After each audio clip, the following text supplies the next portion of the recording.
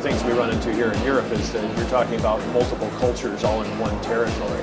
So a game that appeals in France may not appeal in Germany, as an example. Understanding that and trying to create product that is suitable to the tastes of the largest percentage of the market is one of the challenges that we ultimately face.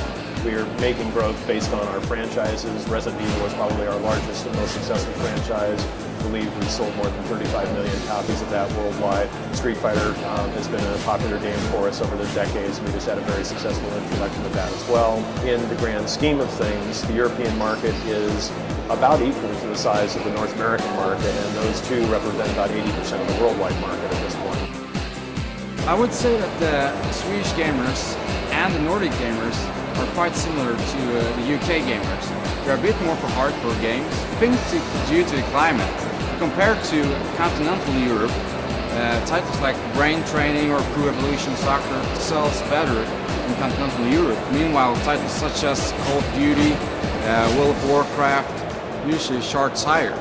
But then again, you can see SingStar, Guitar Hero, another example of titles such as Wii Fit, which sells well in all over Europe.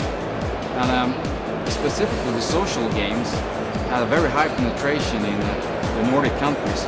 Guitar Hero had a market share of 20% in the Nordic. And usually the Nordic market stands for about 6 to 7% of the European market. Some of the more exciting things that we see, which I think is actually a global trend, is more and more casual and family entertainment, where the Nintendo Wii has certainly opened the door.